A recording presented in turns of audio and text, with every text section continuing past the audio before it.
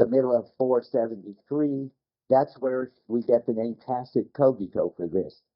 I think it could also be called, is also sometimes called the pre-reflective cogito and so forth. But I think the main name for it is tacit cogito. And he says, about 15 lines down, what remains on the hither side of my particular thoughts to constitute the tacit cogito and the original thoughts, what remains, yeah, and the original project towards the world and what ultimately, am I being dyslexic? Is there That is a good question. There's a well, no wonder I can't make sense of it. Let's start again. Well, what remains on the other side of my particular thoughts to constitute the tacit cogito and the original project toward the world, and what ultimately am I, insofar as I can catch a glimpse of myself independently of any particular act? I'm a field of experience. Well, we've heard that often. The main reason I'm reading it is the tacit cogito is there, something that I am, and it's something different than reflection, and you've got to catch a glimpse of it. That's that whole issue of how you ever catch a glimpse of it, because you can't catch a glimpse of it if you reflect on it, because that will transform it.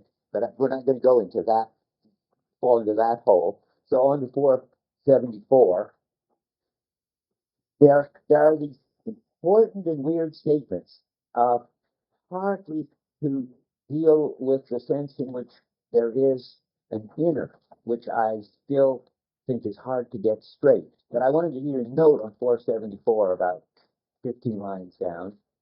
I belong to myself while belonging to the world. Something, well, this belonging to myself is something like what used to be called, or what was thought of as the inner, though it's certainly different than the inner for reasons we'll see. And but notice then, about a little below the middle, the world is wholly inside me, and I'm wholly outside myself. That's the weird sentence to explain. It's wholly inside of me because it's my experience. It really is. You can't deny it. But my experience is just the experience of being an open head turned towards the world. That's the hard thing to get used to. Though it's my experience, it's not, in some sense, in my mind. There's nothing in my mind. Sometimes it looks like what he's saying, you don't even have a mind. I think that can't be right. He thinks this actually happens, and this you could call mind, but you'd have to be careful when you did. So anyway, those two sentences seem to be very important, and always to keep in mind that when you're trying to figure out whether there is some kind of inner, there is the experience of being a perspective on the world, but that experience isn't anything you can separate from actually interacting with the world. That's the way I belong to myself while belonging to the world. And that's the level at which I'm wholly inside and wholly outside, I think. Uh, Otherwise, that list is just meant to show you various ways that these two columns are referred to. I wanted to read also the important thing on 475, which seems to say, and though there are other ways of thinking about it, and I got email about this and discussion about this, nobody actually has denied that the way I belong to myself while being open in the world is probably generally something like, well, that's an experience. But if you ask sort of what experience could there be besides just empty head turned toward world, where the experience you'd have to say is there are people in the room in front of me and trees outside there, and you wouldn't be saying anything about what was mine. I still think there is something that is mine, and that's this feeling that things are going all right, or else they aren't, when I'm getting my grip on the world. And the funny thing is, and those are intermittent, because when everything is going well, this is a further complication I haven't ever mentioned. It isn't, I think, as if you have a feeling that everything is going well. Just don't have a feeling that things are going wrong. So all you really ever have a feeling of is that of your own sort of private, important feeling. I mean, there are dreams and tickles and uh, pains and stitches, but the important sort of transcendental or yeah, I guess you would say, a feeling which is absolutely crucial for you to have a world and have objects at all, is the tension you feel when you're not getting the optimal grip, and you feel that everything else being equal, you'd be better off over, you'd better go over there. Usually don't, because there are other things that you're getting a grip on over here, and you can't be getting a grip on everything all the time. The fact that you feel when you look at the front of the house that you get a fuller look at the house if you could go around and look at the back is true. But of course, then you wouldn't be looking at the front, and so you never get an optimal grip. And maybe in that sense, you've always got a sense of the pull to get a better grip on the world. Maybe there, so that maybe is never a zero moment in which you are getting the fullest grip. I don't know which to say. See, I'm confused about that because I want to say, on the other hand, yes, but when you're in full coping flow and everything is really right and you're absorbed in climbing a mountain or playing tennis or whatever you're doing, then it seems to me you don't even have a feeling that everything is going well. You're just totally absorbed in what you're doing. And I don't know which Merleau-Ponty thinks, but I'll read you this passage. Not that it settles it. It's just about this. About 15 lines down. My existence as subjectivity, which is, well, I guess, this, I suppose, well, no, subjectivity. Subjectivity is going to be in both columns. There's a kind of subjectivity over here, and a kind of subjectivity over here. And he's interested in now telling you about this kind of subjectivity, which is, again, this all that's left of the notion of my experience of being wholly inside and all that. My existence as subjectivity is merely one with my existence as a body and with the existence of the world, and because the subject that I am, when taken concretely, is inseparable from the body and the world. The ontological world and body, which we find at the core of the subject, that side of the subject, are not the world or body as idea, but on the one hand, the world itself contracted into a comprehensive grasp. There's the gripping story again. And on the other, the body itself as a knowing body. I take it, that is, as a grasping body. I take it, therefore, as a body that has in it a body schema which guides it to constantly get a better and better grip on the world or tend towards that. So that's all past stuff. So now the new stuff. So the story is we function in both these columns, and the question is, how are they related? And it starts already to be a bad move if you call this column mind or what else did I have in here? Subject. Only because that's been taken over so much by the Cartesian tradition that it now seems that the mind is a self-sufficient domain that has in it a kind of indubitable content. And if that's what mind is, then we don't want it in either column because there's just no such thing. That's a sort of illegitimate extrapolation of this in that direction. And subject has certainly come to me from Descartes to Kant to Husserl, some self-contained sphere of pure, well, constituting experience of some sort, and you don't want to say that. But so you so you but you do want to say something, and you want to say that it's the reason you don't want to say that is that it's not self-sufficient and it's not foundation. And therefore, it's not like Descartes, Kant, Husserl, and I don't know about Searle. And Searle is sort of interestingly sorted in this column, but because he's got a background and because he thinks there's a world with blue facts and so forth, he's not going to turn out to be somebody fully in this column. Um, So Merleau-Ponty doesn't want to just now talk about these two columns. He wants to reverse the Cartesian claim that this is what's basic. And if you have to think about that at all, you either understand all these stuff as unimportant, or you ignore it, or for perception, for instance, you treat it as a kind of thought. You're a cognitivist and an intellectualist, and but what really basic is this. That's what he wants to reverse. So you want to say to be in the column, you can call it, so I won't have to keep pointing column A, let's say, and column B. That doesn't stand for anything except me to be able to talk about it. You want to say that column B requires column A and not vice versa.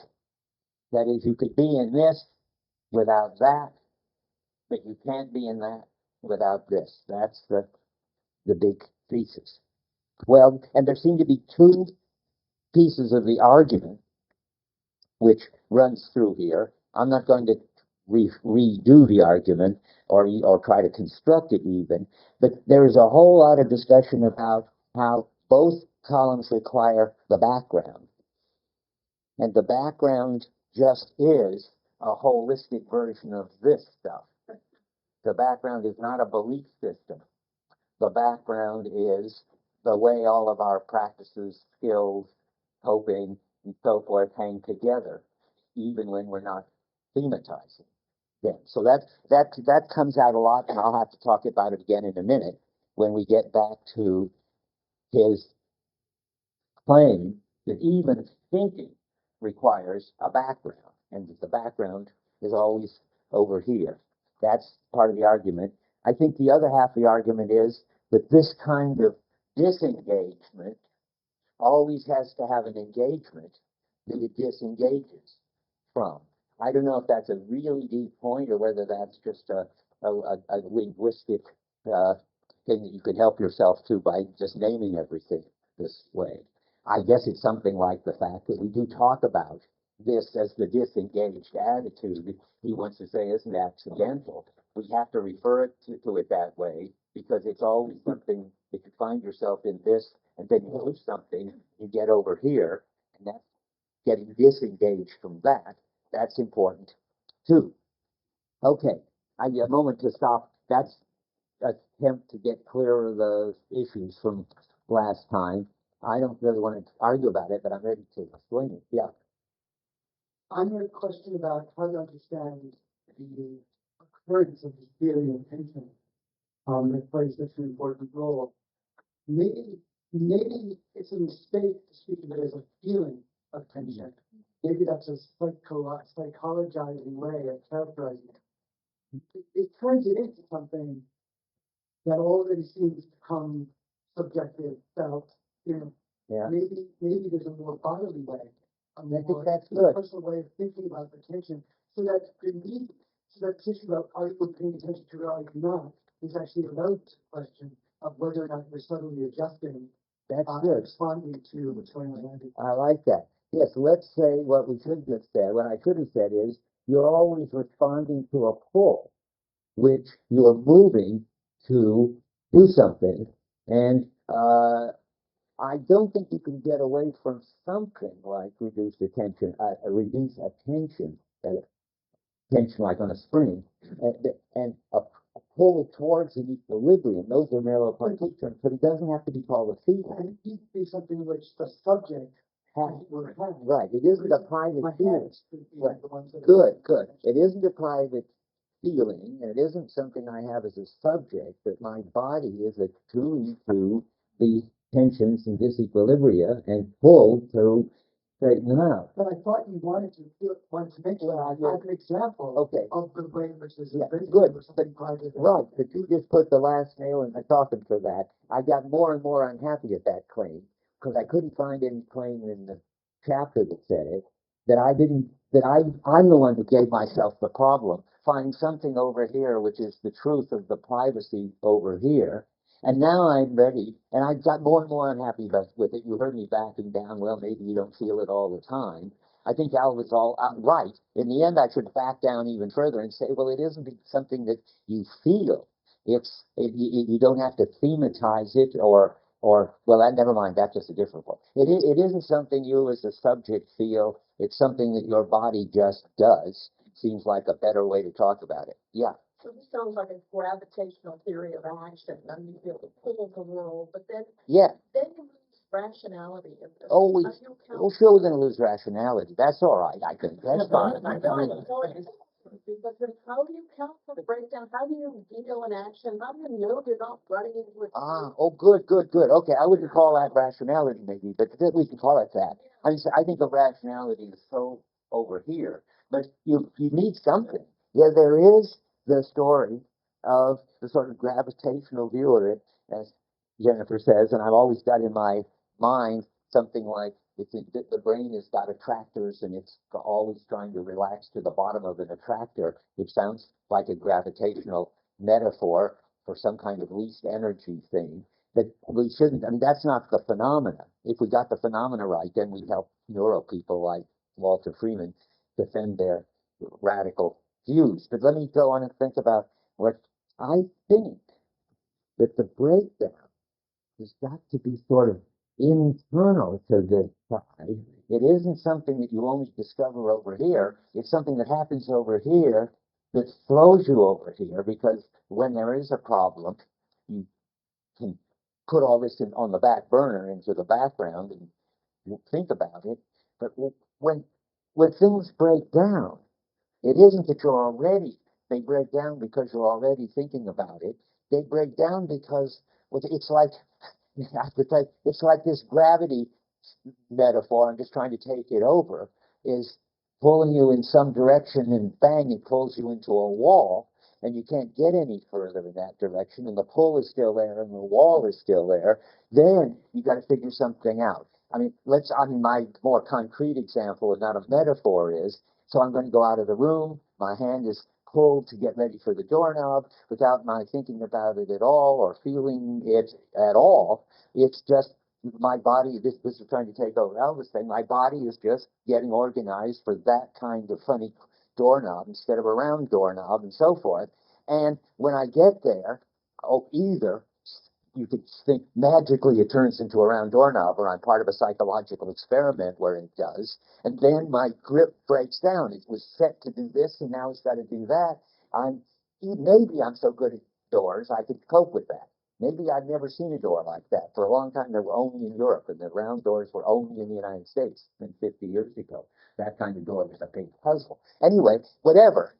It breaks down, and I have to do something about it. The other possibility would be, I think of more, you get there and the doorknob is stuck.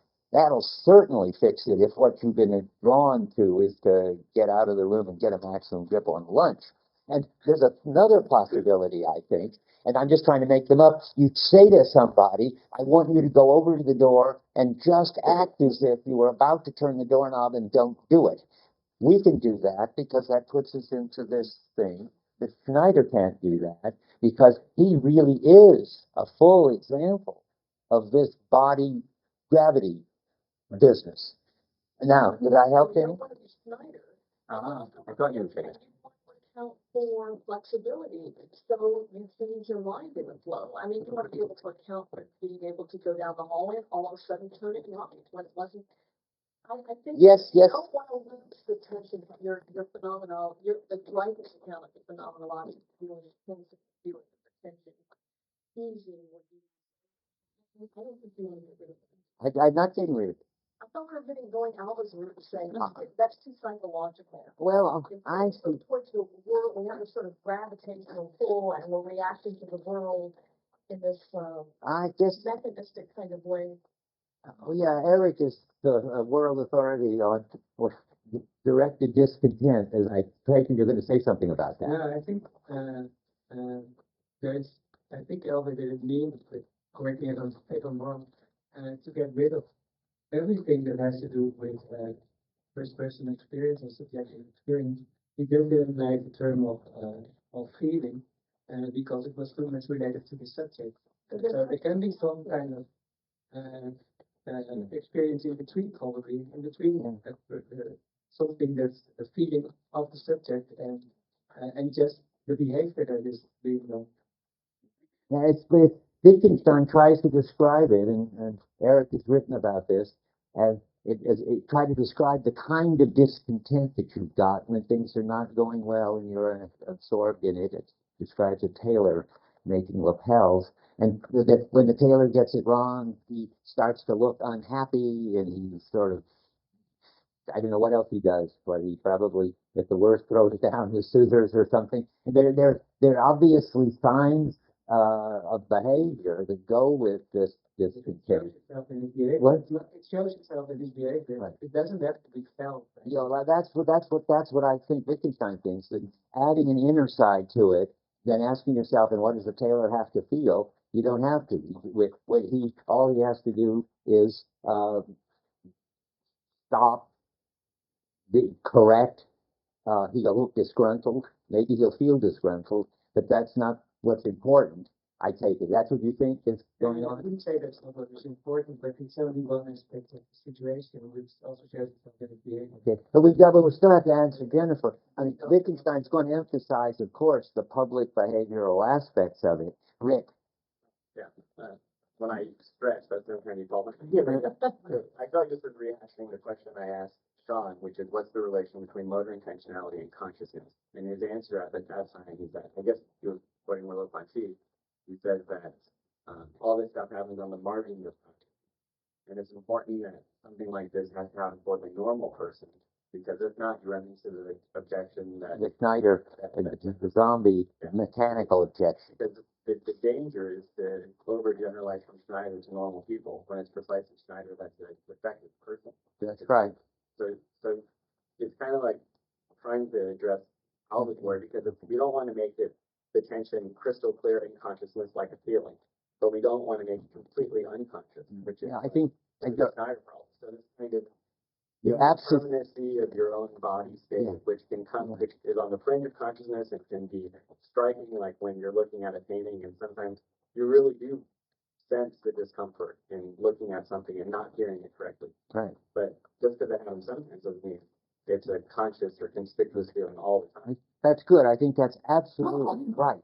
It's such a hard thing to get a grip on. It's just because, but I do think if you, that Jennifer, that the two TAs are got me sort of in a, it's like a ping pong ball between them.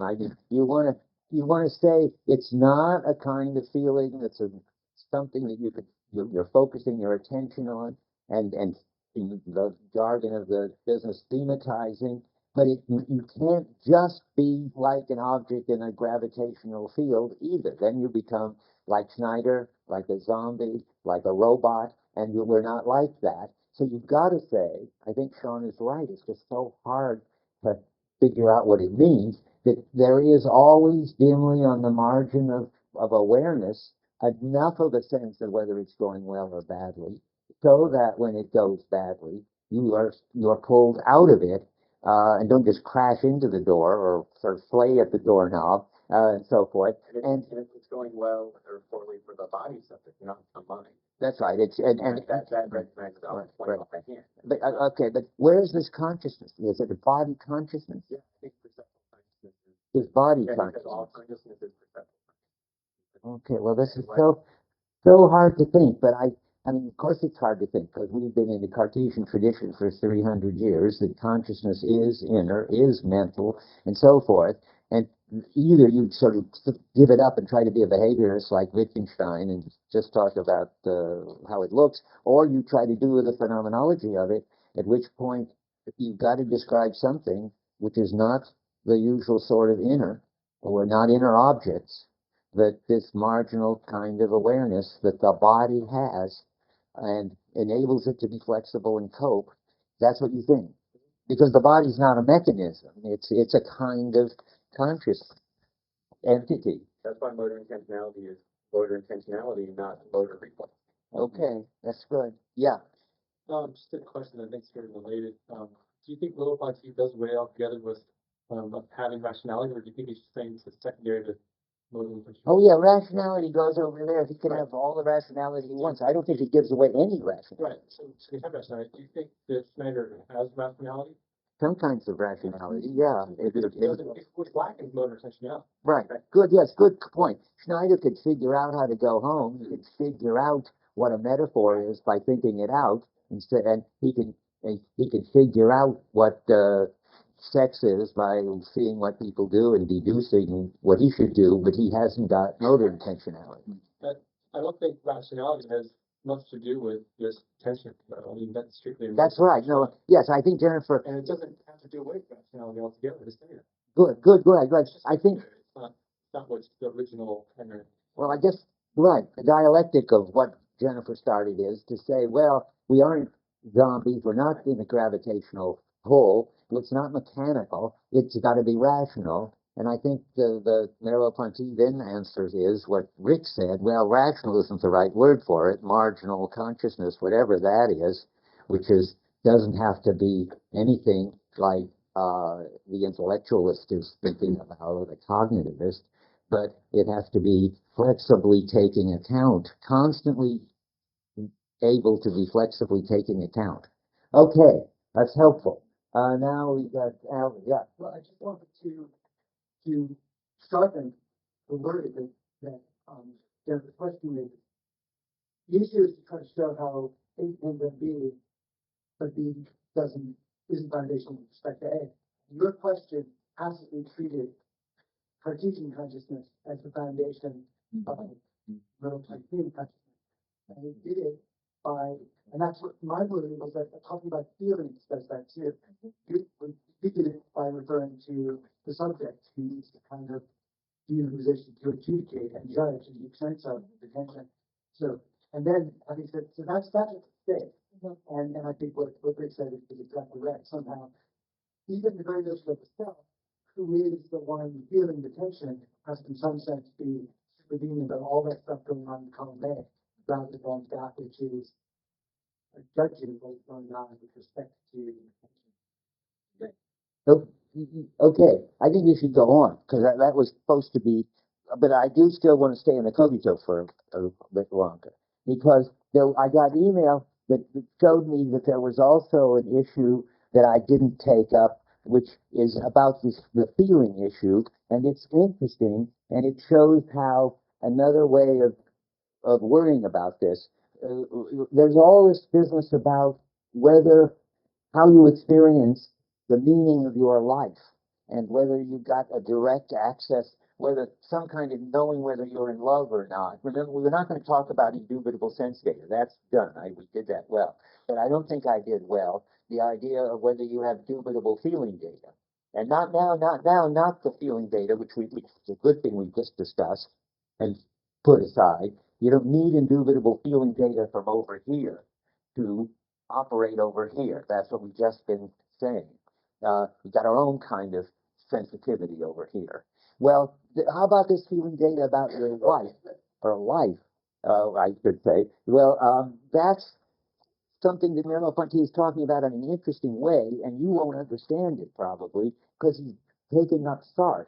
And I just want to tell you what he's taking up and how he answers it, because it's got to do with this funny issue, again, just got to get used to from lots of different points of view, that you could have an indubitable feeling, and the feeling could turn out to be wrong. Remember, in perception, you can be certain you've done everything that you could, and you know that this object is really the object you're dealing with, that you've got an optimal grip on it, and even then, it could just fade out and disappear. In principle, there's always more to the object than you could ever get a full grip on, and therefore, even though you've got enough of a grip to be certain, you could turn out to be wrong. I mean, this is weird, but that's how it is. Well, the same thing happens in a life, according to Merleau-Ponty. I just found this morning, and I can't resist talking about it.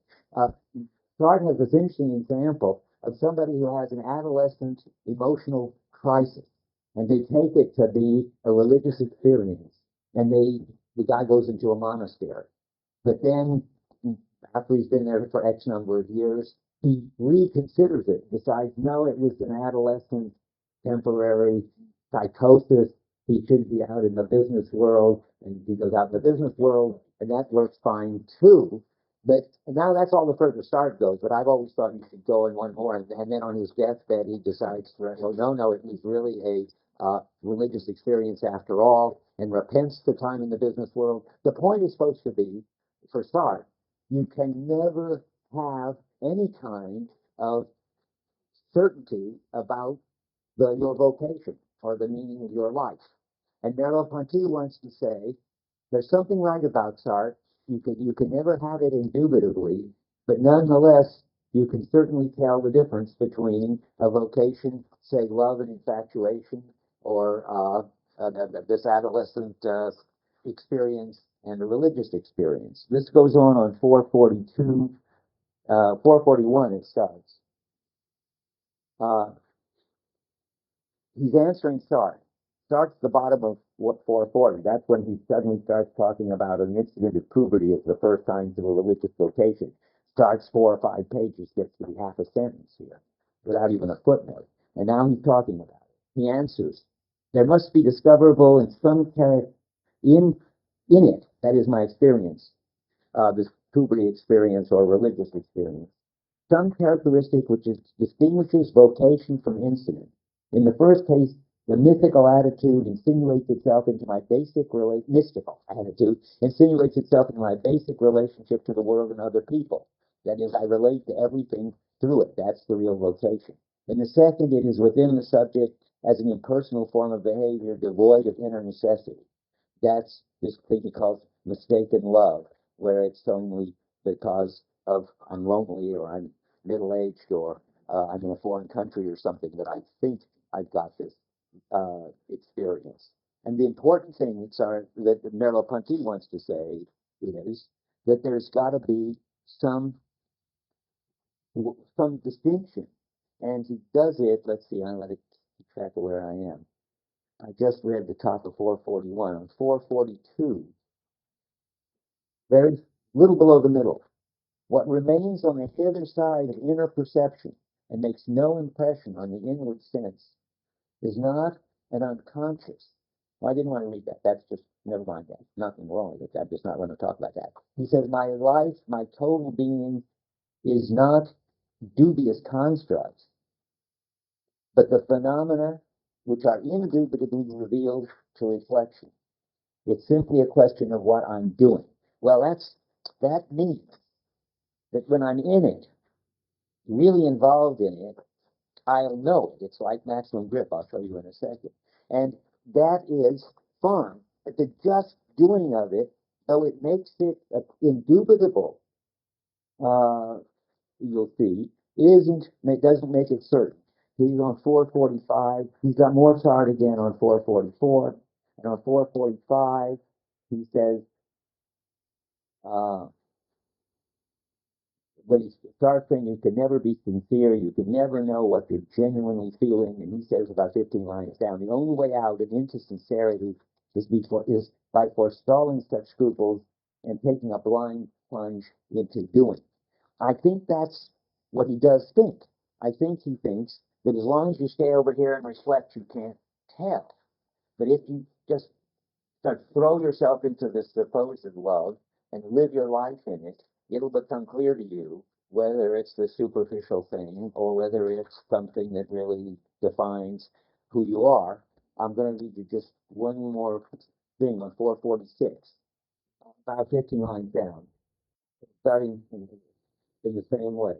I could never coincide with my life, which is forever fleeing from itself, in spite of which there are inner perceptions. This is something for Rick to worry about. It's just the one he's going to use. And he does believe in the inner, I think. Well, yeah, he believes in inner perception, but the question, I mean, that's just the way of talking about love, feelings, stuff like that. Okay, right. That. That's right. They're not these inner objects like inner feelings. Yes, there are inner perceptions. That is, you can feel in love, or for the same reason, I am open to both illusion and truth about myself. That is, there are acts in which I collect myself together in order to surpass myself. The cogito is the recognition of this fundamental act. I take it that must be the tacit cogito. That is, the cogito in which I get the best grip on my life. I want to read, just skipping a little. Oh, no, let's go on. It says, seems quite like the consequence. Well, in a proposition, I think the two assertions are to be splitting with each other, otherwise there would be no cogito. Nevertheless, we must be clear about the meaning of the equivalence. Now he's going to take it back, I think. It is not the I am which is preeminently contained in the I think. This is one of the sort of founding claims. That is, you don't find out whether you're in love or not, or who you are, what your vocation is, by thinking about it. Not my existence, which is brought down to consciousness, which I have of it, but conversely, the I think, which is reintegrated into the transcending process of the I am and consciousness into existence. So the claim is that you don't find out that this kind of cogito can't get you the answer. If you throw yourself into it, this kind of cogito is how you find out who you are. I thought I had a place where it said, I'm amazed, that it could turn out to be wrong, dubitable. Did I miss it in my notes? Maybe I erased it by accident. Have I read anywhere where you could still be mistaken? I'm sure I think so. Yeah, he said that somewhere. He says it somewhere. I don't know where. I lost it. But anyway, you can be mistaken. Always. Because life in perception, there's always more to what it is to be the lover of so-and-so, or to have the vocation of being a monk that you will ever experience. And you could just, so to speak, keep making it explicit, as he calls it in some place, which is a funny way to say it. But you can keep living it and working it out. And you may just come to some place where you discover that it wasn't what you thought it was. And then you have to give it up, or it explodes like the house when you go around and it turns out to be a facade. That's what he thinks. Now, finally, the transparency of thought. I skipped that altogether, but now I think we need it because that's the strongest story about founding. The best, the best. So now that was already about founding. What I just said. Notice that your sort of indubitable feelings are never inner objects and are always subject to finding out more about them by plunging into them. And the plunging into them, the I am is more basic than the I think. That's a founding claim about feeling. Now, so the Cartesian person then says, yeah, but the really rock bottom thing that I'm sure of is my thinking. And my thinking and reflecting is going to turn out not to be founded in this. It's not going to claim that this is founded in this. I mean, they just don't care about this. But the issue is about, could this stuff really require this? And then he goes into this whole thing to try to prove it. And the argument seems to be, well, you can't let's take doing arithmetic. Let's take doing things with a triangle. That looks like the most sort of disembodied certainty about the a priori properties of an ideal object. It has no background. It doesn't need any history. You can just write it all on the board in squiggles, and every other rational being can understand it. The whole Cartesian picture. And then he has his own view about that. And it's always about intuition is more basic than thought. It's all on page 448.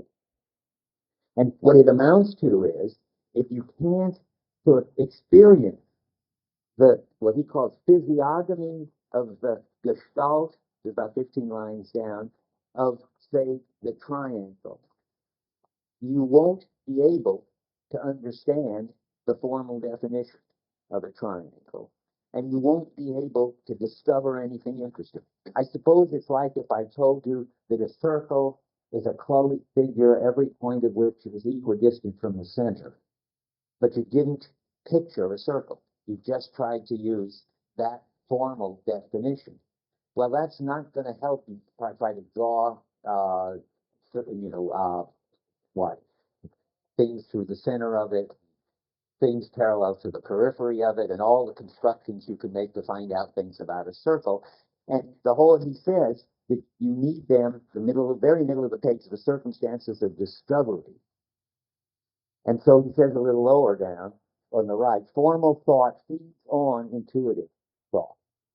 And the idea is something like, you could formalize all this and do it on a computer, but until you have an intuition about circles and triangles, you won't be able to find out anything new or interesting about them. And I don't know if it's true or not, but that's what he's going to claim. And so he says, a little below about informative and intuitive thought. But in reality, the place in which certainty arises and in which a truth makes its appearance is always intuitive thought, even though, or rather precisely because, the principles are tacitly assumed here. Now, I don't know if that's convincing. I don't know if it's in it, but it's certainly his important move to make the last foundational move here. At the bottom, the construction relates then to the configuration of the triangle, to the way in which it occupies space, to the relations expressed by all these other things. Do these relations constitute a kind of material essence of the triangle? And then he goes on well, the triangle has to be 3 lines down on the next page, at least potentially situated in my perceptual field, oriented in up and down and right and left, and implied in my general grip on the world. So he's going to pull it over here into his grip story. Again, I don't think it's important to try to defend it so much as just to see that he's doing it. Yeah. I think here he's just saying stuff which he thinks he probably already showed when he talked about Schneider. Really? The way Schneider doesn't have this. So the point is that intuitive thought, well, formal thought feeds on intuitive thought. Yeah. Schneider has a peculiar kind of way of thinking of things that lacks the intuitive gestalted, Yeah. holistic way that Right. he can think. So Schneider lacks kind of the perceptual stuff that he's got, but he also lacks the intellectual capacity. But what he's left with is this kind of crude intellectualist kind of way of thinking, which is precisely conspicuous and it's abnormal. Yeah, and it misses the meaning of what's going on. Yeah. But well, okay, I guess it's important for him to show, though, that it's a Cartesian mathematician, not a brain-injured person who you might think somehow could do this formal thing without the intuitions, can't do it. I mean, the argument is, even if a mathematician is like Schneider, if this mathematician would try to do the mathematics without founding it in the intuition, it's the same point. I don't think I'm disagreeing. I want to. It does. Yes, that's right. In the background, those who know Kant, it's remembering Kant. Without an intuition of space, you can't do geometry, and without an intuition of time, you can't do arithmetic, because you can't even count, except insofar as you have an intuition of time. It's exactly like Kant, and but with a certain change, which is interesting. He's going to put it in terms, wouldn't you know it, of our grip on the world, the middle of 49. A little below. Thus, I grasp the concrete essence of the triangle, which is not a collection of objective characteristics, but the formula of an attitude, a certain modality of my hold on the world. The hold is, that's not a mistranslation, but hold is just another word for grip that he's talking about. And skipping a little, insofar as the triangle was implicated in my hold on the world, it was bursting with indefinite possibilities. That's what the person figures out. And finally, just the punchline is supposed to be 15 lines down on 450. The subject of geometry is a motorist. Well, that means he's going to take the Cartesian subject of geometry over here and say basically that is you put without a body and without a maximum grip on the world and all the stuff that goes with it, and intuition, you couldn't be the kind of thinker that Descartes thinks you essentially are and could be whether you had a body or not. You know, Descartes explicitly thinks you could do it whether you have a body or not. And finally, that's half the argument. The other half, remember, I smuggled in on purpose, and what geometers deal with are essences of triangles, eternal characteristics of triangles. Well, Merleau-Ponty takes that on 458 and 459, where he said, in effect, that there's a cultural institutional background that's assumed when you do geometry. And on the middle of 458. So for a long time, people did Euclidean geometry, and they thought that all of the what do you call it, axioms could be taken for granted. And then it turned out that you could doubt the parallel postulate, and you could cancel it, and then you could make non-Euclidean geometry, and and then it turned out further that Euclidean geometry wasn't even the geometry of our physical space, it was non-Euclidean and so forth, which for him shows that if you, when you were doing geometry in the first place, you had taken this whole traditional background about what you can question and what you can't question for granted, till somebody came along and questioned a piece of the background, and then everything got changed. That's supposed to show that what you're doing over here is always presupposing a background that's become, in his language, sedimented. It's become just taken for granted in the practices over here. So I'll just read you a quick one. Where about 15 or 20 lines down on 458, Euclidean geometry is one day revealed as operative for a certain period in history. And there's the ground of the thoughts of these people, ground there. And to assume unquestionably what generalized science will come to consider as a contingent account of space. That they assume as necessary the old geometries, which turns out now to look like a contingent. So thus every truth of fact is a truth of reason and vice versa. That means you have what looks like something that is a necessary thing is really a historical view. And now what's the vice versa? Me. I'm not going to try to explain that. Maybe it'll get clearer. Let's see. The relation of reason to fact or eternity to time, like of reflection to the unreflective, or thought to language. Notice, by the way, this is a very important passage, because this is going to sum up all the founders for me. Okay, fact of reason to fact. Reason is here, turns out to be founded on fact over here. Fact meaning now the sedimented history. Eternity to time. Eternity is the essence of time is over here. Life, reflection, and the unreflective, reflection here, or of thought to language.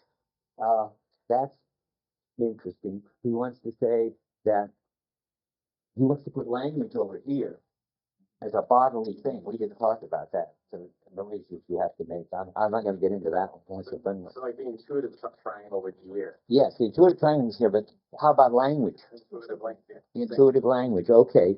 Thought to language or thought to perception is a two-way relationship that phenomenology is called founding.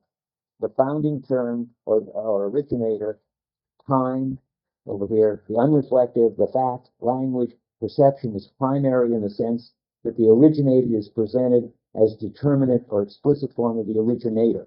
This is the originated. This is the originator. I'm in the middle of 458. So this is just capturing in all this. And all the middle part of 458. Let's yeah, Pundiero is in italics, and vice versa, as a little before. So is primary in the sense that the originator instincts prevents the latter from reabsorbing the former. Yet the originator is not primary in the empirical sense. That is not, and the originated is not simply derived. And that's got to do with how this is a background for this, and that's the whole argument, I think. Let me see, 446, 460. I want to do one more, 460. Middle, a little below the middle. Whatever I think or decide is always against the background of what has been previously believed or done. Then there's the Latin, whatever, that we possess a truth, but the experience of truth would be absolute knowledge only if we thematize every motive and so forth. I don't think we need to read that again. No, that's fine. It just 50 lines down on 461, you just get used to these themes coming back. Even self-evident truth, I didn't say even, but I'm going to say even self-evident truth, which is irresistible and like geometry before the non-Euclidean one, is always questionable.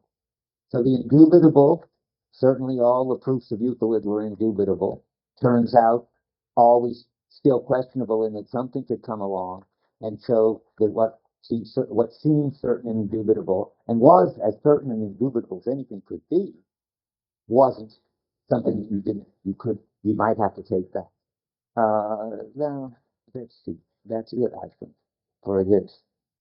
Well, that it gets named the tacit cogito. Did I start with that? So I don't need it again. Yes. So that's it. Finally, temporality. Half an hour. But no, yeah, I can't just go on. That's true. Okay. Well, yeah, I skipped something. Isn't it amazing? You can't get away with it. If I try to take some quick and dirty route, and instantly I am in trouble. It's on page 471, I believe. 460. Where's the sedimented? I'm looking for the, it's on the right-hand side near the bottom, where he talks about reality. Okay, here it is, I think. No? Got it. 459, starting at the paragraph. We are now in a position to make up our minds about the question of evidence and describe the experience of truth. There are no truths, there are truths, just as there are perceptions, not that we ever array before ourselves in their entirety the reason for any assertion. Then skipping about 5 lines from the bottom, we should always find experiences which have not been made explicit, large-scale contributions from past and present, a whole sedimented history, which is not only relevant to the genesis of my thought, but which determines its significance. Is that any answer to your question, if not repeated? What? Well, it is in both columns, all right, but it has to be, the more basic is in this column, because whatever is explicit over here only seems meaningful and true and certain because it's taken for granted a background from over here. You can't go the other way. Supposed to be the point. Yeah. So would you put sedimental history in column A? Yes. Sentimental history definitely is over here, and that's right. And background is over here. Maybe we should just write them in here. That's part of the, well, that's crucial for the argument. Background, and that means sedimented history. That means there's expanding the notion of the body a lot. I think the sedimented history gets to be part of the motor intentionality. It's the way the geometer is going to look at the triangle. Yeah. Right. So, I mean, extending this point, something you previously said is in column A is practicing. And, ever since I got here, I've been scratching my head when we talk about practices, but now I feel like I get why you say that, and I think you're actually right. Oh, well, But the way in which you just support it with the text is different, because you never talk about practices and you haven't, That's right. Distinction of it. But where practices are, so to speak, and Merleau-Ponty is in the body. And so that's why, distance standing I like to use as an example of practices we have, but that's bodily. that's right. That's Good, how it good, relates to perception. good. And that's where tensions come up in this marginal way where, you just get drawn closer or farther away to that. Good. Remember the word, I came across it this morning, rereading it. Practinosia, not agnosia, but practinosia or something like that, is the we are a practinosia, he says, which is sort of have an understanding of our practices as a kind of knowledge. It's a fancy word for know-how, I guess, something like that. Anyway, you're good. Put that in there. Now, wait, there was before, and then things, yeah. There is a sense in which Is, necessary. Because Merleau-Ponty, technically, as I understand it, Merleau-Ponty himself would inform the eight that it's through the originated, not the originated. through the originated, yes, I can see that. It's through this that this was made manifest. So that's the, in order for any, in order for we talk about A at all, we need to go by B and through B, we need to I mean, Yeah, I think that's right. It's only by reflection and even talk about it. yes, but manifest is the crucial word. I mean, this exists independently and could exist whether it was ever made manifest or not. But it's true that only from over here can you talk about this. Of course, that begins to raise this terrible question again, which we're not going to talk about, how this can make this manifest without distorting it. Because it's this issue of you don't want to come up with a view that I think can accompany a representation. That's the Kantian view he's against, because every time you think it, you may well be changing it. So somehow, something like this is necessary to manifest this. But I don't know what to say about that. Could you have A without B? Could you have A without B? I think you could. I mean, if not, I am got it absolutely wrong.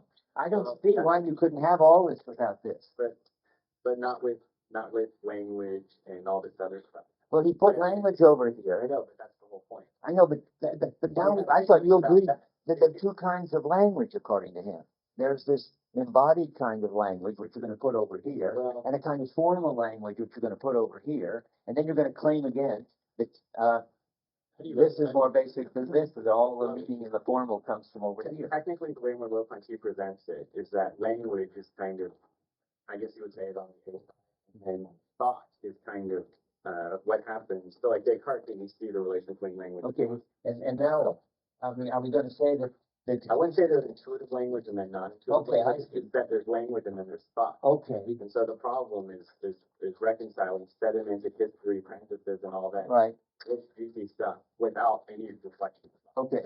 And but I think the claim is, I mean, that's the founding claim. You could have this, and of course, now you're getting more and more taking in stuff over here that might have been over here. Well, you make up a kind of this, which you can have without this, and you define this in a sufficiently formal, intellectualist, background-free Cartesian way, so that you can't have this without that. That is the thesis, isn't it? Let me rephrase the problem as a different question. Okay. The temptation is to say, well, you can have something just like A without B, and that's what children and animals are. What? And Yeah, you're right. Okay, yeah, got it. Okay. And Children and animals, yeah. And that's the view that I think Merleau-Ponty explicitly wants to deny.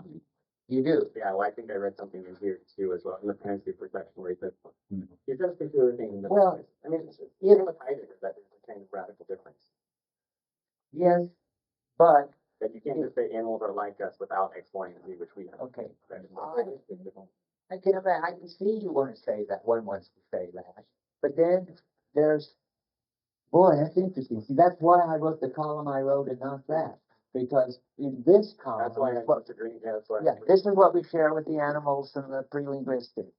This is something that we have to have that goes beyond the animals and the pre-linguistic.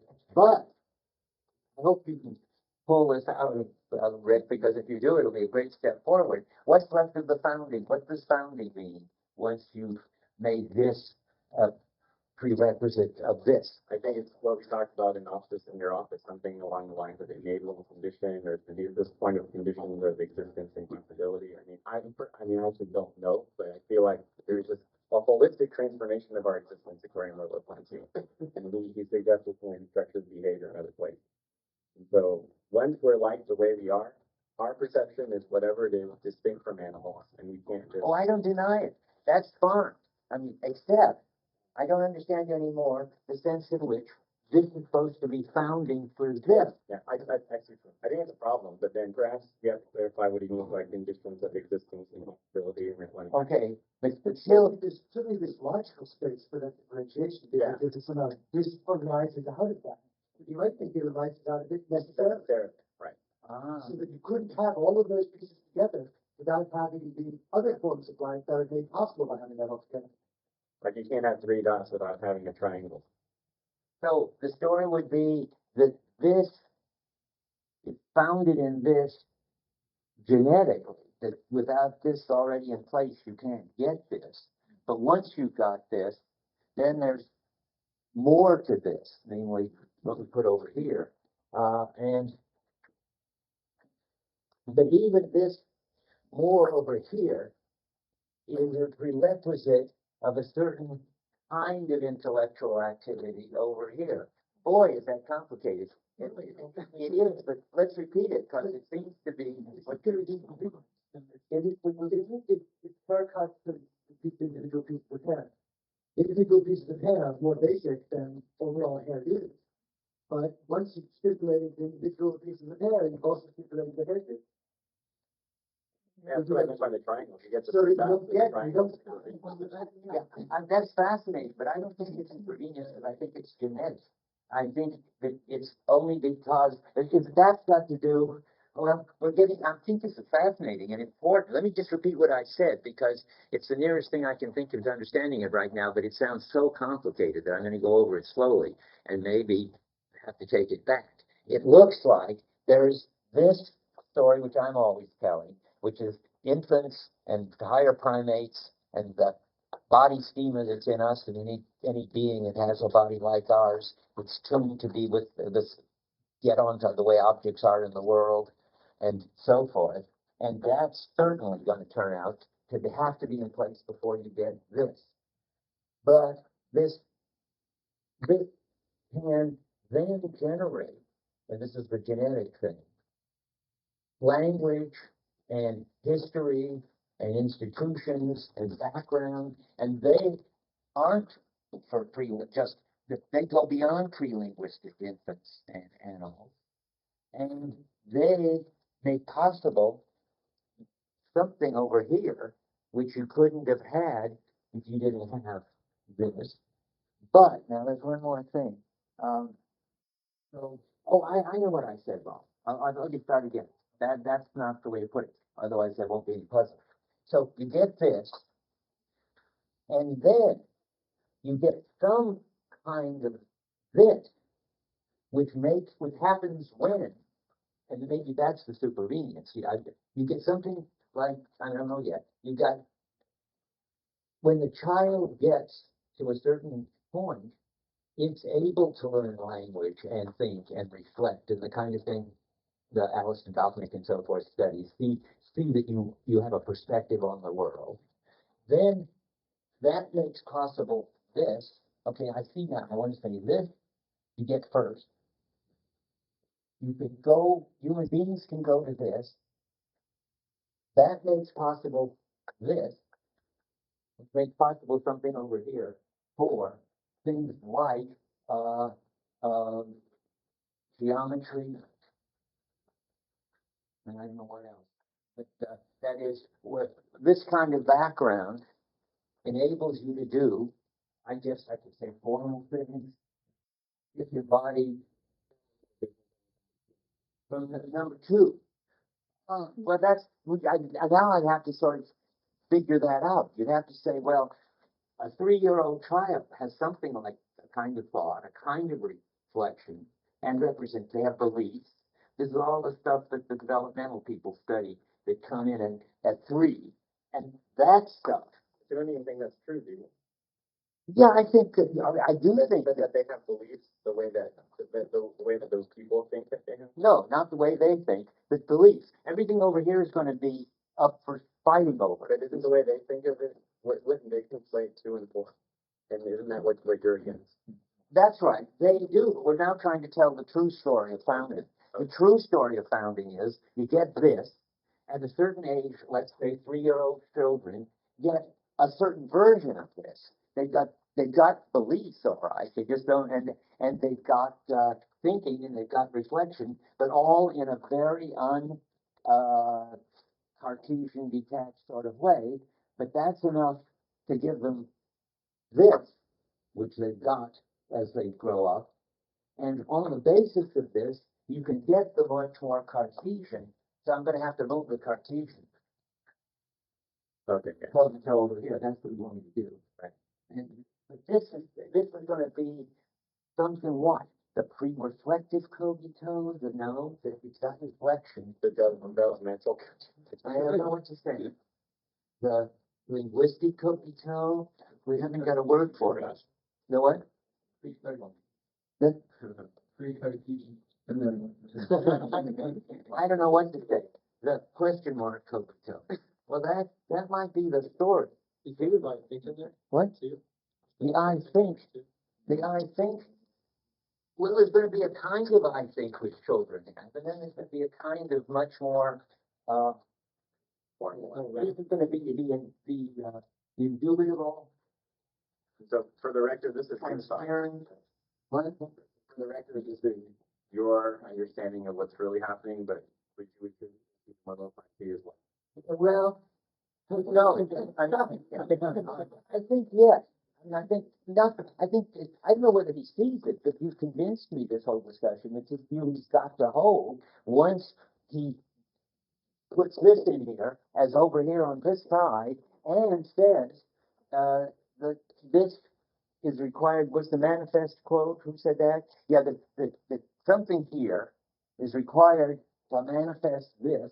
And now the whole thing would be to sort this out. Should we try? I don't know what it looked like. This, I think this has been difficult and it's apparent. This doesn't, and this is representational intentionality. That's going to go over here. But there's going to be something over here like beliefs.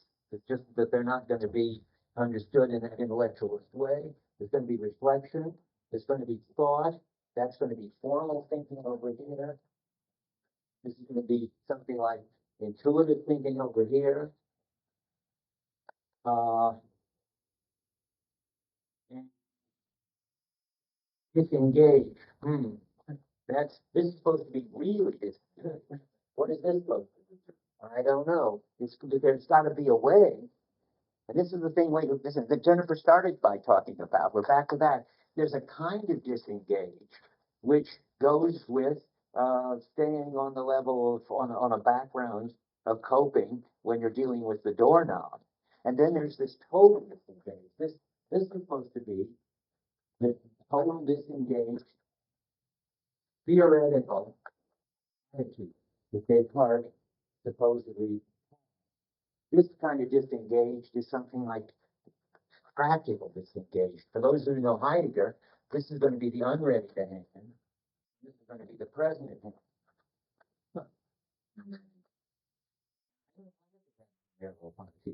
And I don't know if it's right, but the position is sort of driven into, yeah. Okay, I find this very confusing. Column 3, what it seems like wants to be done with column 3 here. One thing that I can make sense of, which is what I thought you were saying all semester long, was that stuff like maybe background is okay, but stuff like practices and history just don't belong over on that side because they're not impersonal. Okay, but now we know what Merleau-Ponty thinks. History belongs there. Well, okay, so then if you want to say that and you want to stick all that stuff over there, then I think that all that stuff has to be in one column. You don't sort of have two columns over on that side, and then you don't get any of the stuff on the B side, so you've got all of that. But Well, I don't see why Merleau-Ponty, well, we know that Merleau-Ponty doesn't say that. One, he does say history's here. Second, he says that this is something that we share with the pre-linguistic infants and with the animals. It's the one that functions in any body, this kind of body that deals with perceptual objects and keeps them constant and so forth. And it's definitely, I mean, I didn't sort of bring them in today, the quotes, but you can find plenty of quotes that it's not social, not linguistic, and so forth. And he's analyzing that a lot of the time, so you can't just get rid of it.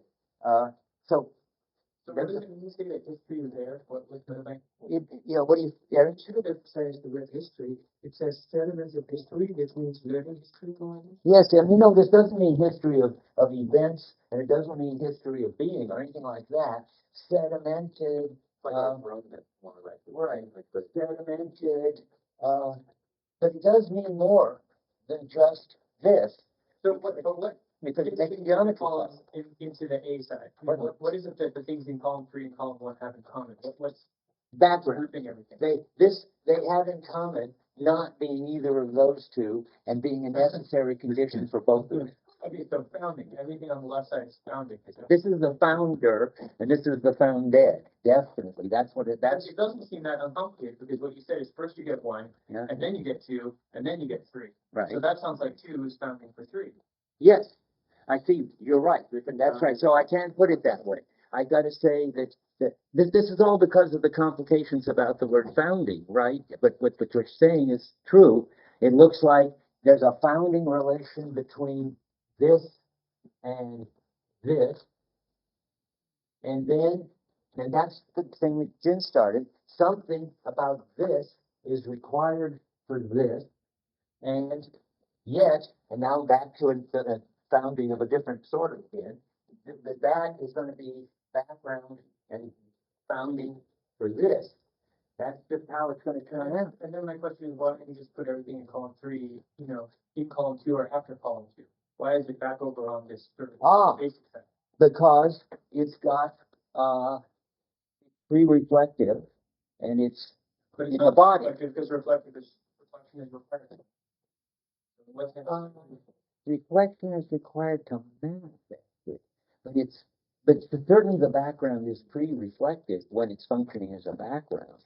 Maybe we have to worry about what reflection means here. Yeah, I think it probably is the kind of reflection. This is not the reflection of disembodied, so theoretical reflection. This is something like it, reflection in practice. And that's again like the ready to hang. It's like in the activity of dealing with the door, how am I going to deal with the door now? That kids have that probably before language, but that's kind of practical reflection is going to be what is required already before you can get this. But this may be prior to practical reflection. I think it is. I think it's either you're coping or there's breakdown in which you're sort of flailing around. If you stop flailing around, flexibly and creatively, I don't mean falling apart, but if you get into the position of sort of figuring out what to do, you're over here. And if you get into the position of sort of standing back completely and trying to have a theory what to do, you're over there.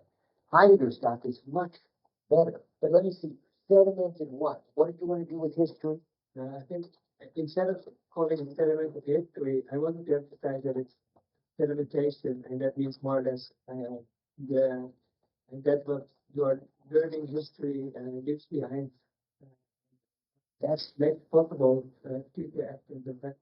But doesn't it say, wait, let's look. I thought it was something like institutions came into it. Where did I find this sediment? Here we are. Yeah, a large-scale contribution to the test, a whole present, the genesis of thought, terms of, on the bottom of 59, the terms of significance. I always think against the background. This is the middle of 60.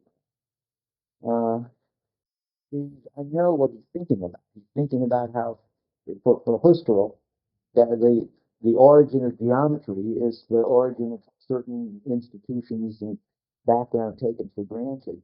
It may mean something very different in Husserl, but it's that this is the area he's interested in. So what do you think? How do you describe it? Also comes up when you speak about like headache, for example. Right. Body. Right. Part of the body, it comes up various times. But a sedimented history is a different thing, I think. I'm trying to see if it isn't. The examples that it here about geometry and what you take for granted when you're doing geometry. Got to do with what stands behind having a true idea at the middle of 460. And and having eidetic intuitions. So it's not just all the skills that you've got that you didn't have. I mean, it doesn't here, sedimented history certainly doesn't mean that I can play tennis. It's much more institutional. But so I don't know how to say it. Sedimented shared practices.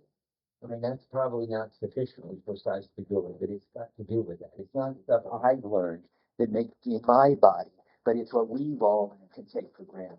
Yes. I'm trying to understand. Well, any founders, because what would be the founding character? It's just that A is before we turn to get the fact that supposedly the big claim.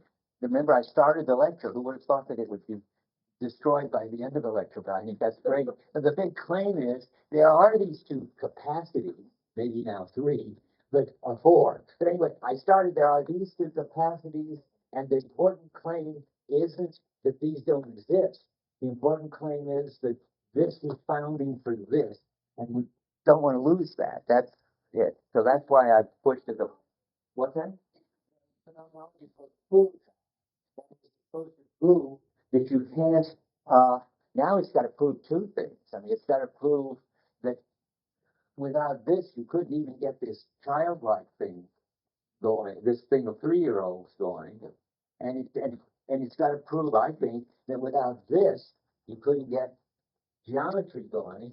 And there seem to be, I think, two foundings going on. That if you can straighten it out, I'd be delighted. But what I would also have, somebody I hope wrote this chart down. Somebody got this written down so that I can take it home and think about it. Jennifer, have you got it? Okay. So, the last time. Yeah, I thought, it seems to me that when you go from 2 to 3, you go from 3 to 4, you need to go back to 2. There needs to be some further reflections done. To get from language to concepts of geometry. And it seems to me that you have to go back to what founded 3 in order to really move on. So that's what I'm saying. Yes, that's what I think. That's why. So But they're like interdependent, it's not just that Well, there's a cognitive change. interdependent. Very careful. Interdependent. If you go too far with that, you lose founding. I mean, that's the question is how to keep all this interdependence and keep the claim, which is clearly important to Merleau-Ponty, that you draw a line down here. Somehow, the stuff over here does a founding job to the stuff over here. That now you introduce the complication that this part can still do a founding job for this part. And that makes it hard to understand. Yeah, you get last word. Maybe it could be like a kind of a holistic understanding of the whole is when you move to 3, it's A and B combined together, and when you move from 3 to 4, it's A, B, and 1, 2, and 3 combined together, so that you can interchange between the 3 of them. So it's not some causal chain that's occurring between them, but because when you do have geometry, you can go back to top complexion with language, and then produce, it's achievement here. Well, mathematical theorem. I'm not sure I understand you, but we've run out of time. I mean, it's a story about what founding is that we have to get clearer, which I'll try. I got a lot.